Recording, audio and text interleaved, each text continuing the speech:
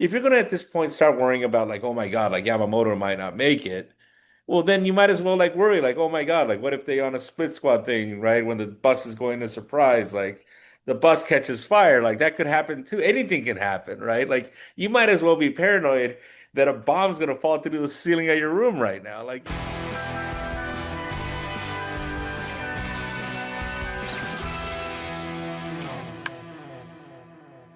Hello and welcome back to the Dodgers Post. I'm Jack Harris, California Post Dodger beat writer, along with our baseball columnist, Dylan Hernandez. And Dylan, you're almost free from spring. You've been here 3 weeks and you're almost heading back to go to the WBC. Congrats on making it through your portion of camp, just about. God, I'm just looking at myself in the image here, and I was out in the sun today. It's getting really hot out here. I think I'm like three shades darker than when I showed up. Yeah. Have you been applying sunscreen, Dylan? No, I don't use that. Okay, good health choice there. Yeah. All right, well, Dodgers camp is still rolling on here. And stop me if you've heard this one before, Dylan, but the team has some pitching injuries to deal with. There's a few that we've known about that didn't come as huge surprises this week.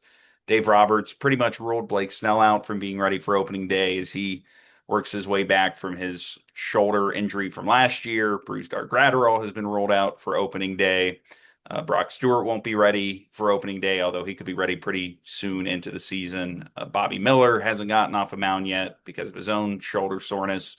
But the biggest one, at least in terms of kind of the way the roster is going to be constructed for the start of the season, came today on Monday with Dave Roberts announcing that Gavin Stone, who had been one of the feel-good stories of camp really through the first couple weeks, coming back from the shoulder surgery that sidelined him for all of last year, he's been shut down from throwing again after his shoulder flared up on him following his encouraging one inning spring debut last week. There was another bullpen after that.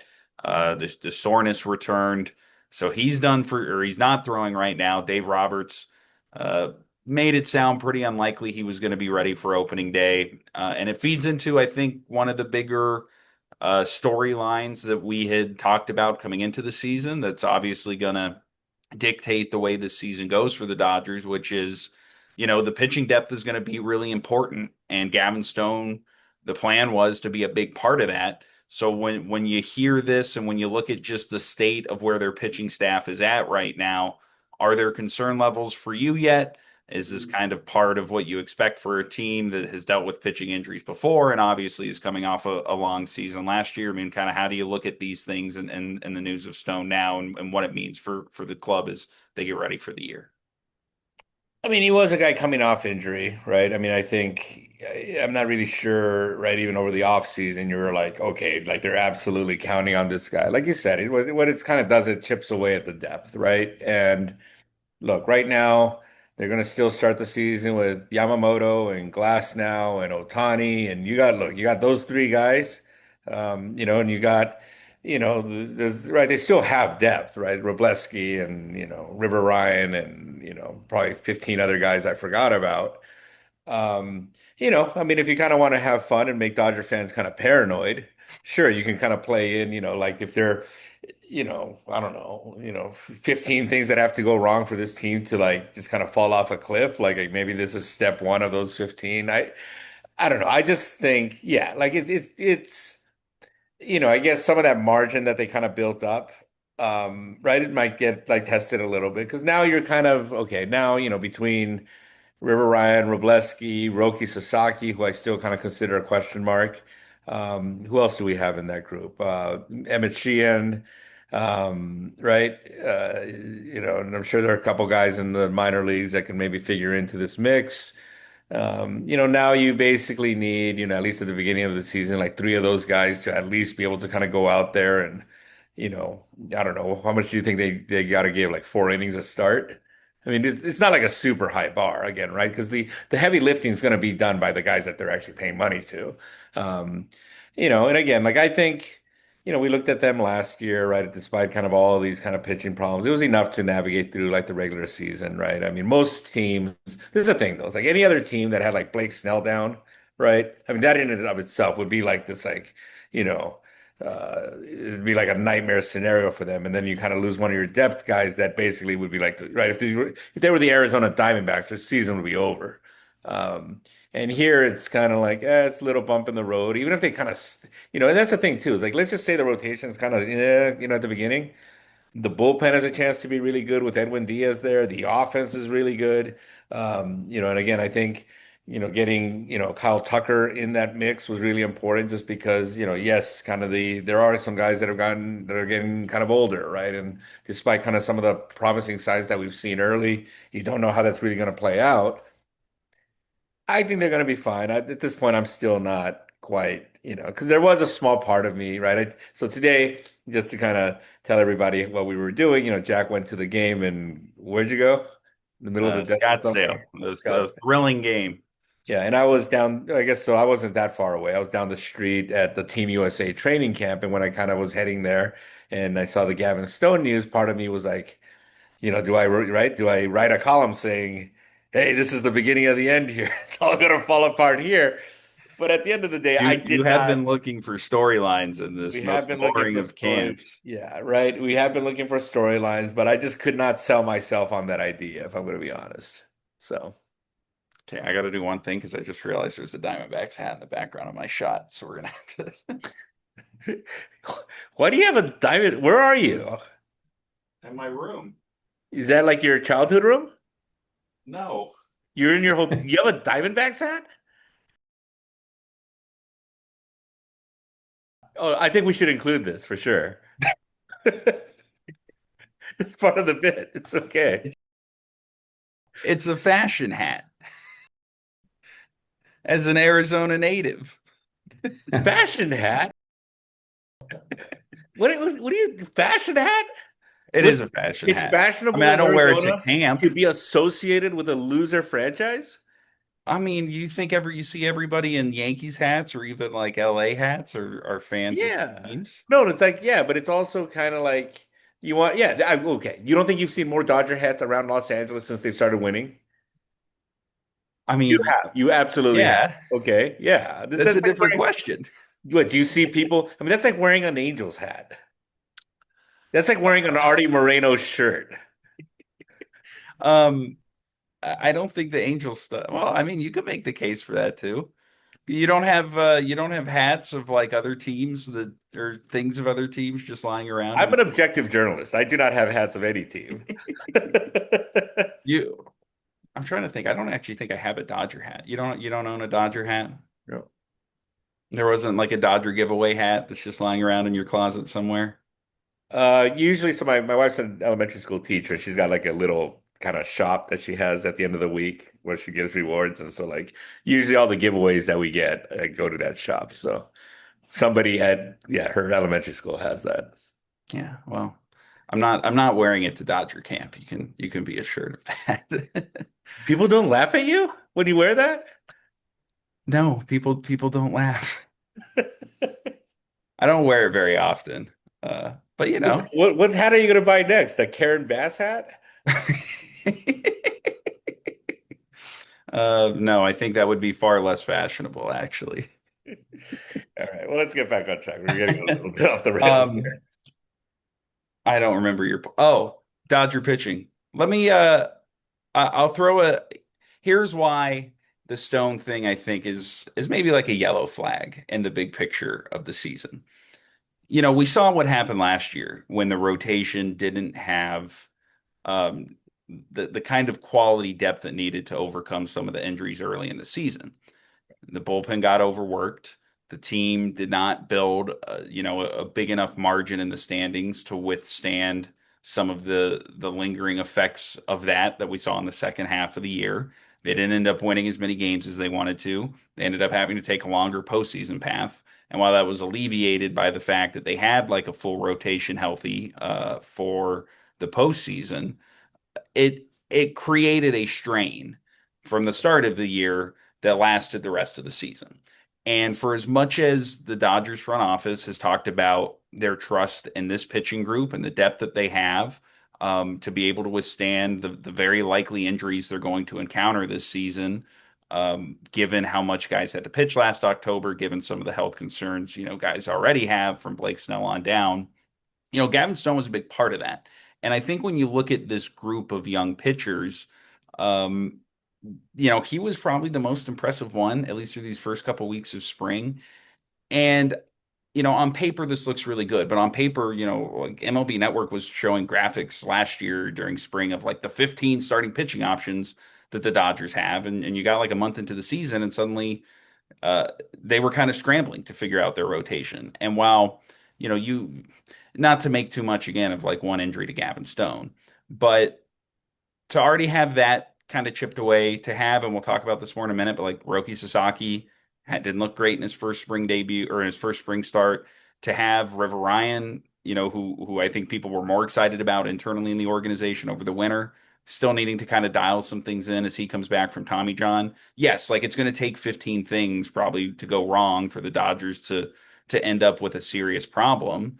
But like those things can start to pile up kind of quickly. And I think the one thing about having somebody like Gavin Stone in your back pocket, and you might still, I mean, we'll see what the severity of this injury is, but it's obviously not a great sign that, he pitched one inning in a spring game and then had a bullpen and now is having to be shut down again because his shoulder's sore. Um, and this is kind of like just the first early sign of, boy, if things did go wrong this year, like this is kind of how it would look, right? Like you lose one young pitcher here and another young pitcher doesn't perform the way you want to on another part of the roster. Then some of the veteran guys go down, and it's just it was, and I think at least from again like Stone's standpoint, that's like the guy of that young group that, given what he did a couple years ago, given the way he had looked in that first spring game, which was really impressive. It's just it, it gave me some pause today, sitting and looking at their depth and going, okay, well, if you lose this guy, suddenly like how is the rotation going to look for the start of the year? And now, somebody like River Ryan or Justin Wroblewski is going to have to take on a bigger role. Now, Roki Sasaki becomes a little bit more important. And these are just kind of the same little things that last year like piled up to the point where suddenly the pitching became a bit of a problem. So, I mean, look, it still comes down to if their top guys stay healthy, they'll be okay. Well, then that's kind of the thing, though, right? It's kind of, I don't know. Right. With Yamamoto, there's obviously kind of the concern from the first year here, right? He had to be shut down for 3 months. I think the way, he went through last year, including the postseason, and right, and you kind of listen to, Yara Sensei, right? Osamu Yara, his longtime trainer, kind of talk about how they're not just doing this for like one season. This has been a program that they've been on for like, 10 years at this point, gradually kind of building little by little. I feel pretty decent about him. I feel pretty decent about Glass now and, his, effort to increase his body fat. I mean, he looks good so far. I mean, right. I mean, and um, I think, right, even Blake Snell, as much as, right, yeah, he's going to miss opening day, but it's not like his arm's falling off by any means. Who's the fourth good guy they have? They have four good ones. Who's the Otani. other? Otani, right? Otani. Otani. I mean, that's That your, one guy I that mean, you could pitches and argue hits he's and right. You could argue he's four. I mean, that's crazy, right? And like, then yes, like yeah, now you need Roki Sasaki. I will give you that, right? He now well, I'd, matters like I'd a little bit more, but I I'd just, put it this way, like you have a like where's your confidence level and like those guys kind of staying relatively healthy this year. I think if at any point, at various points, if you can have like three of them healthy, I think you feel pretty good about it, right? So they're going to start the season without Snell. Do I think the other three guys will be there on opening day? Sure, right? At some point, will somebody have to go on the IL? Yeah, but we're not expecting Snell to be locked there forever either, right? And again, we'll see with Sasaki, right? I still think that that's kind of the area where we can see kind of a wide range of kind of possible outcomes. You know, um, I tend to be a little bit more optimistic with them for some reason. I don't know. I know I'm kind of in the minority camp here. I think with both the American and Japanese media, right? But I don't know. There's something about the kid I just kind of like that I think is going to kind of work, you know. And again, I think, look, and if he's going good, he also becomes one of those guys, right? I mean, now, and again, if you have any three of those guys kind of pitching the way they should be, that's still a really good rotation. That still might be the best rotation in baseball if you have any three of those guys kind of going, right? So, um, and kind of right, and they can, and I really do think that having Edwin Diaz at the back of the bullpen is going to kind of change everything because now it's okay, you know, um, yeah, it could just be like that Tanner Scott really just like lost it. But I mean, again, a lot of the right velo spin rate stuff has been actually was fairly kind of consistent last year, 2 years past, so. Now you can get a more favorable matchups, right? And maybe that will allow him to pitch the way he should kind of be pitching, right? Not throwing everything down in the zone, whatever. Um, I'm guessing, if trying in and you can kind of match up a little bit more the rest of the pen, I kind of don't think, because one thing Roberts talked about right earlier this year, and I can't remember, maybe it was in response to a question kind of you asked, right? We were kind of talking about what went wrong with the pen last year. And when I kind of threw in the workload thing, he said, yes, yeah, right, our bullpen threw a lot. But it's not like we just killed like one or two guys, right? It just, yes, there were a lot of innings in total, but they were actually somewhat spread out. And that the guys that didn't pitch well, they just didn't pitch well, right? And so now if you can kind of, again, get more favorable matchups and stuff, I kind of think it'll be fine. I'm still not even close to, again, um, I'm not exactly shy when it comes to screaming that the sky is falling, but I am not even close to being able to even do that, even kind of half-heartedly. And I'm just kind of not convinced that they have a problem yet. Well, It could turn into a problem, but like, I mean, but that's the thing though. It's like if you're gonna at this point start worrying about like, oh my God, like Yamamoto might not make it, well, then you might as well like worry, like, oh my God, like what if they on a split squad thing, right? When the bus is going to surprise, like the bus catches fire, like that could happen too. Anything can happen, right? Like you might as well be paranoid that a bomb's gonna fall through the ceiling of your room right now. Like you can't, you know, yes, you can worry, and I kind of understand that part of it, but like at some point it kind of gets ridiculous, right? Like you can't, you have what you have, and you kind of deal with these things as they come up, and they haven't come up yet. all right, let's stick it on Roki because I think this is kind of a key crux of, if the rotation is going to have this depth that they want it to, he's going to need to be a key contributor in that. He made his first spring start last week, as we mentioned. It didn't go great. The fastball was very sporadic. The pitch count got high. He was supposed to go 2 innings. He couldn't get through the second because of that. I think, as you noted in your column, Smokey the Bear threw out the first pitch, which was fitting because Sasaki was like a wildfire with what was it, maximum heat and minimum control. Uh, Now that said, he threw a bullpen this week that Dave Roberts was closely watching and interacting with him during. He came away feeling good about the fact that the fastball command looked better. Again, it's one spring start, not to make too much of a guy having, a little bit rusty command coming off the offseason, but I think that the disconcerting part of it was that it looked kind of similar to last year, right? Where if he can't command the fastball, it doesn't matter what the splitter's doing. It doesn't matter if he has a third pitch, which he did use a lot in that spring start, this cutter slider hybrid thing that moves right to left. He's got to be able to command that pitch because, as was talked about a lot last year, it's a relatively flat pitch that's easier to hit if it's not put in the right spots of the zone.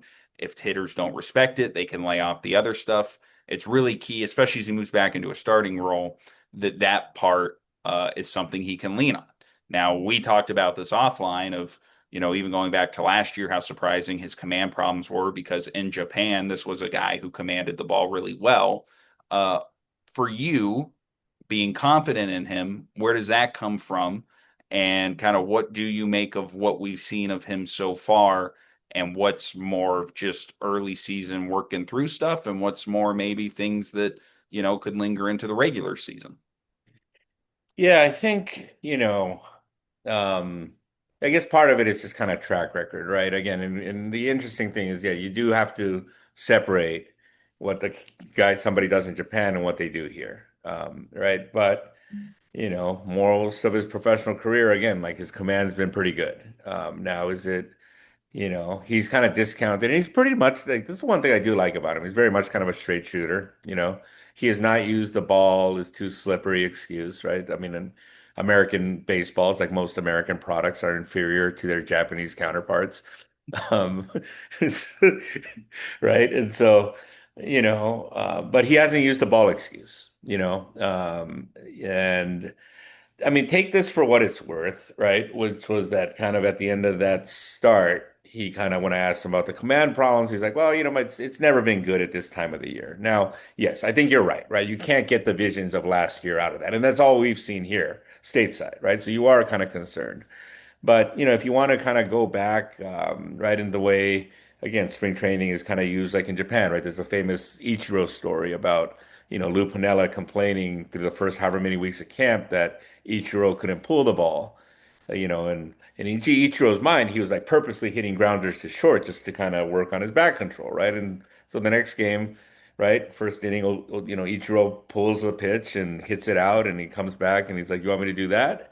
You know, um, I think back to Otani's first spring training with the Angels, right? It was, I think he hit under like 200, and people were saying, our buddy Jeff Passan wrote a thing about quoting people saying that he's a high school hitter or something. And he turned out to be, and again, like, and if you looked at his track record in Japan, um, that was the norm, right? He never hit in spring training, even in Japan. And so, if this is this guy's thing and he's kind of confident about it, like I will say this, like his general demeanor to me just seems a lot, I think we, again, on the podcast that we did for the paper across town, I mentioned kind of that for a superstar, to me, he seemed very kind of gloomy and, we're seeing him smile a lot more, I just think I don't know if it's a confidence thing or there's something else going on, but he just kind of seems more kind of comfortable and everything. And even when he's kind of talking, he sounds a little more upbeat than he used to last year.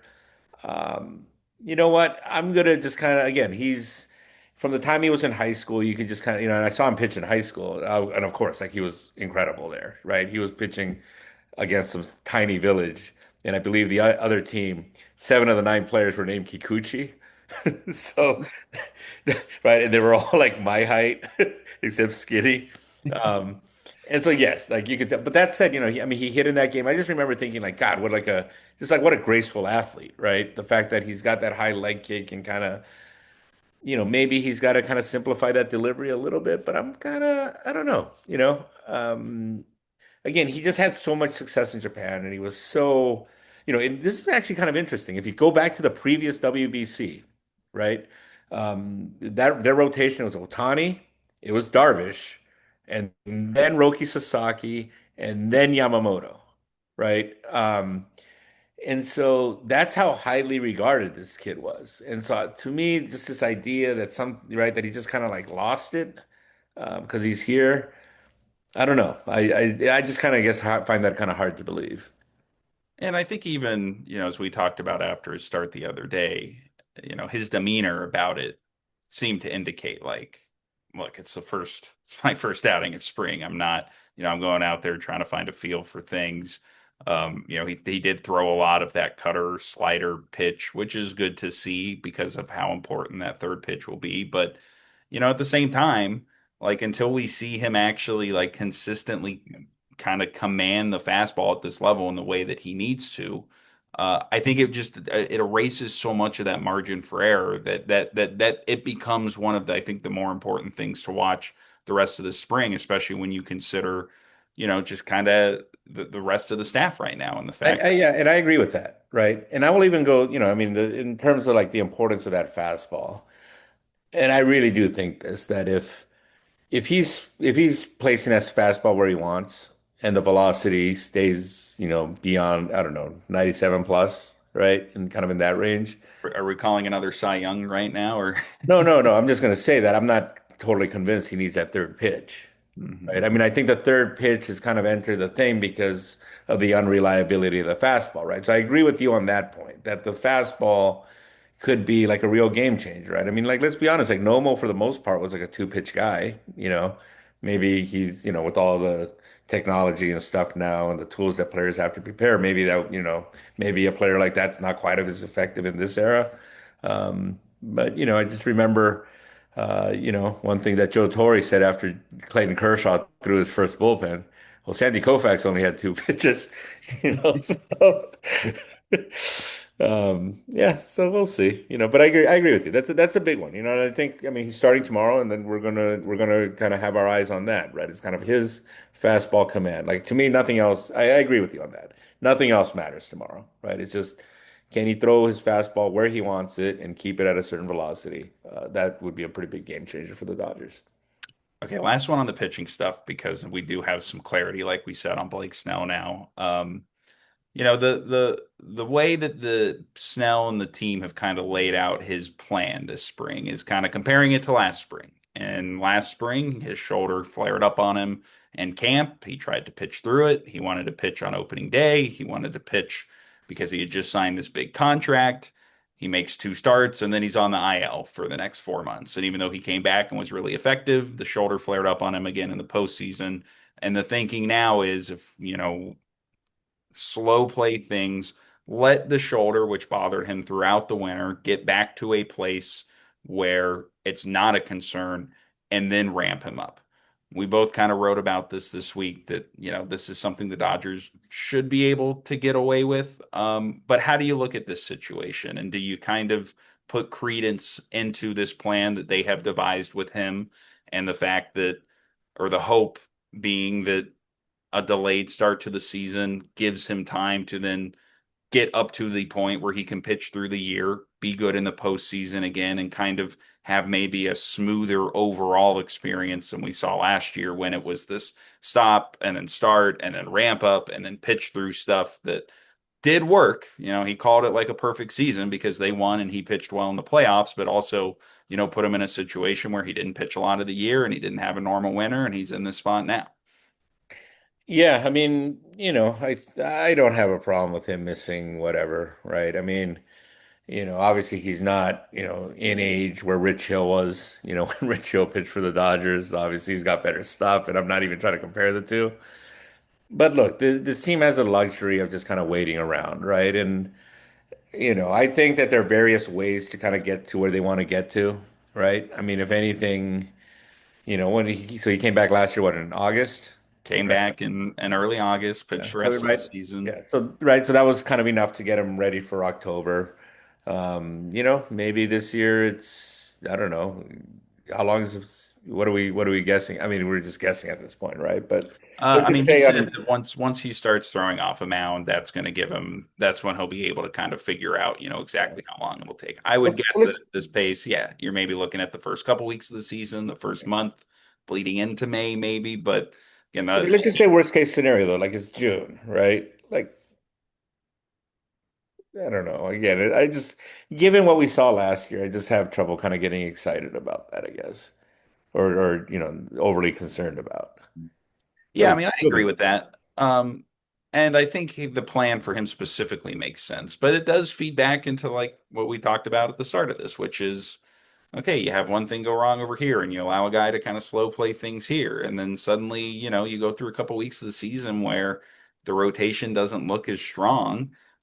It can have a cumulative effect. And to me, it's only this kind of important because this is the only way this Dodgers season goes poorly, right? Is if the rotation falls apart in some way, even for, a temporary part of the season, it puts added strain on the bullpen, like we talked about. If everything else about this roster and the lineup and the back end of the bullpen, like this is the only real kind of weak spot I think in the way the team has been constructed, which is why even though none of these things are outright alarming, these But are they're a also going to little. have, they also have like a full bore version of like Otani this year, which they didn't have last year, Yeah, right? I mean we'll And I see, think, but even you know, there, they're right, but talking okay, about. but like let's say, okay, let's say one of their first three guys can't go.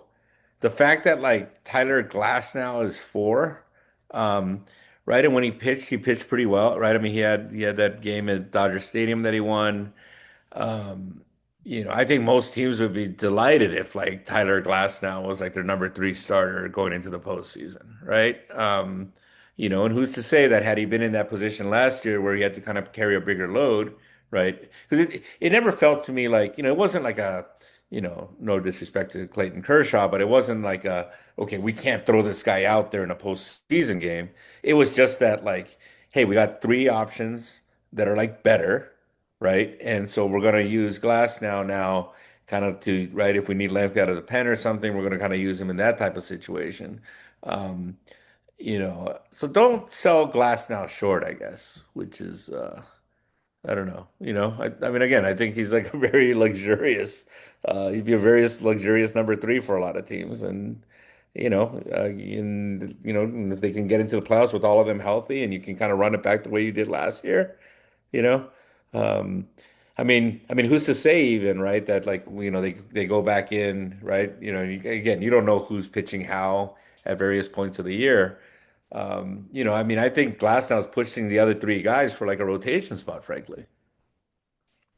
All right. Let the record state to Dodger fans that I've now been trying to push you for 20 minutes to be alarmed about anything with the team, and you did not take the bait. Look at you. So I so mean, I will say optimistic. this, that was I did want to add this just kind of from my stuff today was is that I was over at Team USA camp, and I don't know if anybody else was this is in the back of their minds, maybe I'm the only one, but like, right, maybe Kershaw plays in the WBC and like it's really fun and he's like he pitches better than he thinks, you know. Are you unretiring Clayton Kershaw right No, now? I was trying to unretire him, but it's very clear this dude loves being retired. Like he really likes being retired. He was telling me, because I asked him like, okay, usually the time of year when you start working out and stuff, where you're like, oh, thank God I don't have to do this anymore. Or he wouldn't even let me finish the sentence. He was like, no, that was great. Right? Like he goes, I wasn't stressed at all. He goes like, if my body hurts, like I don't care. You know. Obviously, he just 10 weeks ago, right? They just said, he and his wife Ellen just had their fifth child.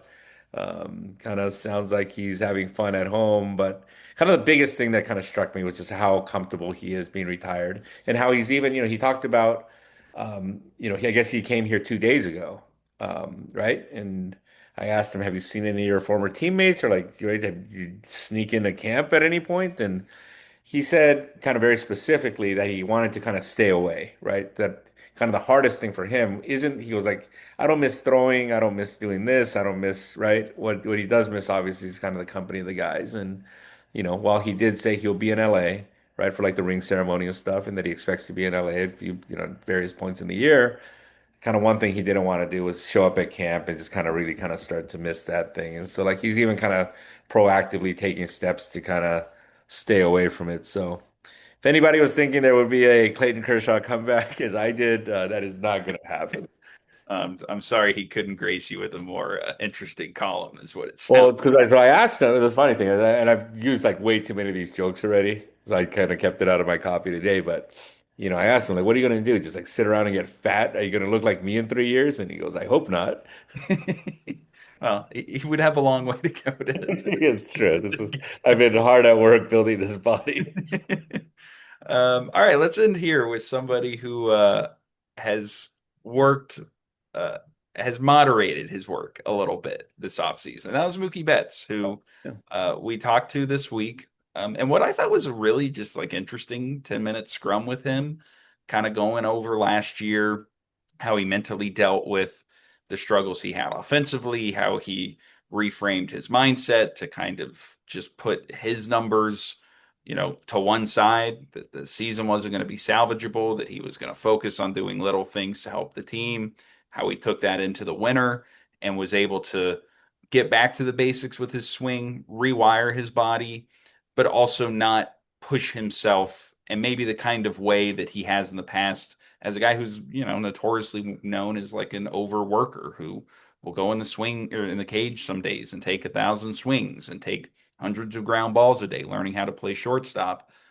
The thing that stuck out to me from that is, look, if you look back at Mookie Betts' season last year and some of the underlying reasons for his struggles, I think it kind of came down to two things, which is one, the transition to shortstop, at least giving him less both time and kind of mental energy to dive in on his swing once things started going badly. And then also the fact that, his swing developed a lot of bad habits resulting from his illness at the start of the season to trying to learn how to fix things or figure out a way to fix things during the year. And look, again, not to make too much out of 10 minutes of a spring chat with reporters, but he sounded like somebody for in the place that he's still at physically in his career, someone who seems kind of well equipped to me to be able to get back to where he wants to be offensively. He said he still expects to be an MVP candidate. He said he learned a lot about his body and the way his swing works this offseason, going back and looking at what the problems were last year and how to fix them. And then kind of hitting on this bigger point of, not being okay with struggling, but not letting it kind of affect him in the ways that we've seen it affect him in the past when he hasn't been as good. And, for somebody who is still taking on kind of a monumental task of playing shortstop and still has really high expectations for himself offensively, it was kind of what I think, like if I was the Dodgers, I would want to hear from him about how he navigated this winter, about how he's approaching this season. He had a base hit in the game today that looked pretty good. So I don't know. Are you kind of bullish on this Mookie Betts revival season, and does it require him getting back to MVP levels? Like obviously, I think the team can get away with a little bit less than that, but kind of what'd you come away from that and what we've seen out of him so far in camp? Well, basically that he accepted doing less, right? And there's certain guys, I mean, we saw it, I think, with Corey Seager, who was kind of a notorious overworker who, got injured a lot and gradually had to kind of pull away from that.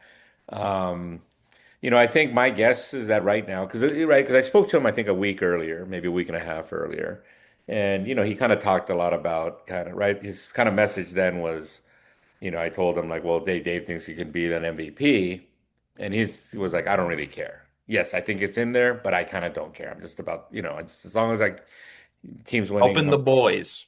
yeah, helping the boys. Fine with that.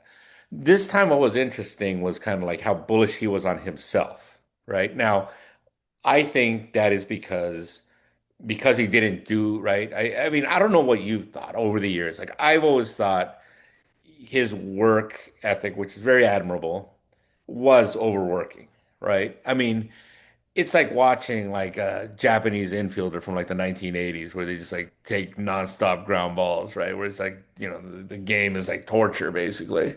And I have kind of always wondered, like, given his stature and stuff, has he been doing too much? Now my guess is that because he hasn't been going kind of right, he probably took it easier. And I mean, he himself said like he, didn't do nearly as many things as he usually does in the off season. My guess is that physically he feels a lot better right now, right? And kind of now 2 weeks in, again, a week after I talked to him the first time, he's like, oh man, this really makes a difference, right? Like I just feel physically fresh. And so he would, right, this time he said, no, that's, yeah, when I asked, right, he got asked, I think Plunk asked him about the MVP thing, and he's like, that's what I expect from myself, right? And I just think that extra week, kind of like he's realizing, oh, like my body feels great. What I do wonder though, I don't think people really change too much beyond like a certain point, is that if he goes into a slump, do we really think he's not going to go into like the cage and take like 400 swings? I Um, like he's going to. That's Mookie Betts, right? Like, um and so that part of it I'm still kind of a little bit curious about, right? Like what happens really when, like yeah, he feels great right now. Sure, right? I mean, he scaled things back and and or maybe, right, like maybe he's got it all right. And, I mean, again, I've always thought that he should have kind of scaled things. I mean, like, again, who am I to say anything to? I mean, this guy's like a, what, four-time, World Series champion and a former MVP. So I'm not sitting here just my visceral thing was always just kind of this guy's doing too much, right? And, um, so maybe I do think the start of the season is going to be kind of important, though, because I have a feeling that if things don't start well, whatever the reason, right, and sometimes you just can't hit for whatever reason, I have a feeling he's going to go back to being the Mookie Betts, that we've known all these years, and he's going to kind of overdo it, and then maybe he kind of falls back into kind of the same cycle again. Um, but yeah, at least like the fact that he kind of tried, in a way, he's trying kind of something new, right? And maybe that leads to him kind of getting kind of the old results. He did have, I think, the quote of the spring so far when he was asked if the this balance was better for him, and he goes, "Huh? I like working, I like chilling. Whatever it is, I enjoy it." So good, Well, good life mottos from Mookie Betts. clearly from the conversation today, Clayton Kershaw now prefers to chill. Hey man, he's out there. He was working. I saw his bullpen video. I saw him at the plate against Pat McAfee. It's Did he get a hit? McAfee came nowhere near the strike zone. No, Oh, so he so just walked. it's probably probably better that the former NFL punter doesn't try throwing full intensity at a still a professional baseball player. So Yeah. yeah, all right. Well, are you gonna miss spring? I don't know. Just well, this is the. I have a feeling I know what's going to happen. Like as soon as I leave, like all hell's going to break loose, and I'll be back here like in 48 hours. I don't know. Things I don't.